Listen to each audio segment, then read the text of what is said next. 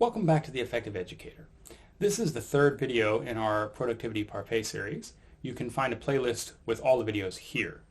We've taken a high-level overview of the whole system, and we've looked at our lives in terms of balancing the time and deciding what we want to work towards in each of the different hotspots of our lives. Now, we need to decide what we're going to focus on this year. Let's dive in. There are two different approaches to this. The first is to imagine that it's next year. What would you want to be different next year? One thing I want to be different is I want my Korean to be better. I want to actually be able to speak with my in-laws in Korean, even if it's just simple conversations. So that would go on the list. I also want to be finished with my graduate certificate. Onto the list it goes. Now, as I do this, I'm selecting outcomes that I've put under my hotspots. But if you think of something that you didn't put under a hotspot, then go back, add it as an outcome under a hotspot, and then put it on your list. The second approach is to grant yourself 3 wishes. Now, these are wishes. You should use them wisely. If you found a magic lamp, you probably would not burn one of those 3 wishes on like a new pair of shoes or a new pen. The same is true here. You need to think in terms of making dreams happen or changing things that you want changed in your life. Things like getting out of debt. If you could guarantee that 3 things that you set out to do this year would succeed, what 3 things would they be? Now, you don't need to use both of these approaches. Personally, the "it's next year, what do I want to be different" approach works better for my brain. Maybe another method entirely works for getting you thinking creatively about the future. The method is less important than the end result. Exactly 3 things which, if you can do them successfully, you will feel like the year was a success. Note, it's exactly 3 things. We're trying to identify the things which have the biggest benefit for us. We don't want to waste our effort by spreading it across 100 different goals. We want to focus down our goals a couple at a time. This is important because one of the biggest lies that we tell ourselves is that multitasking is real. Now, I'm sure that you've seen the research that says otherwise. If you haven't, then please look it up after this video. You've probably always thought of this in terms of microtasks, like students who study and watch YouTube videos at the same time. In fact, there are some senses in which this is even more true at the macro level. If your goals involve learning or practice, the more skills you are practicing, the less progress you are making on each one of those skills, because practice has compounding returns. If you're thinking to yourself, but I need to accomplish more than just 3 things during this year, don't worry. First of all, these are not the only things that you're going to accomplish this year. These are the things that will decide whether you succeeded this year. We're going to also have semesterly goals and monthly goals and weekly goals, and we're going to work towards all of those. But secondly, there's a good chance that you're going to wrap up one or more of your annual goals early because you're focusing them down and because you've never set goals like this before, so they're probably too small. So when you get to Christmas break and you've already finished 2 of your 3 annual goals, you can feel free to go back and add another one. In fact, when I've used this technique in the past, I've actually ended up completing 5 annual goals over the course of the year. But I was never working on more than 3 at a time.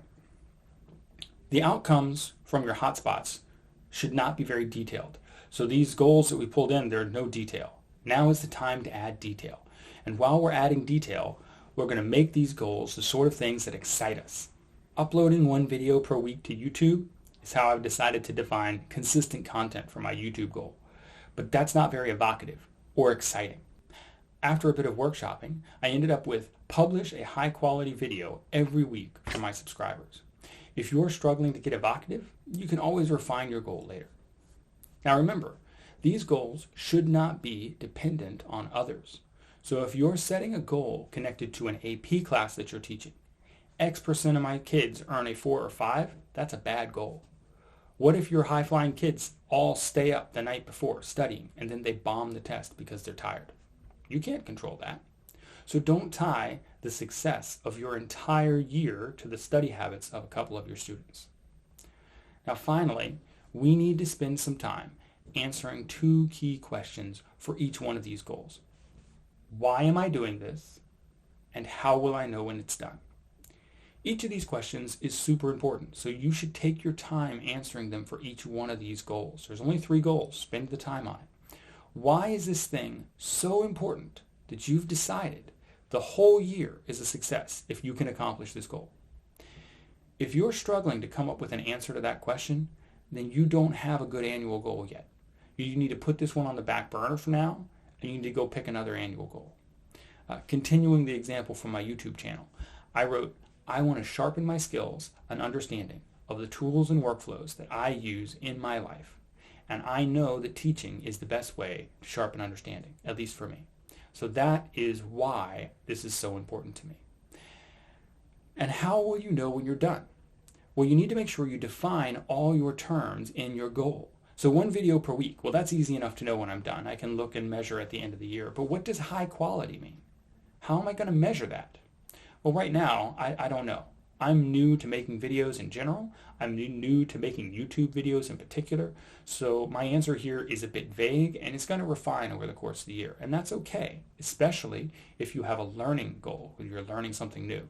What is important is to have something measurable here to begin with. So what I put at the moment is easy to hear audio, which I already know how to do because I've done some audio editing. Minimal fillers, that is ums and ahs, except when typing because it's hard to type and speak at the same time. And then bullet points for all my key points on the screen. I'm almost certainly going to be adding more about backgrounds and about focus and things like that, but this is normal for learning goals that you're going to extend those.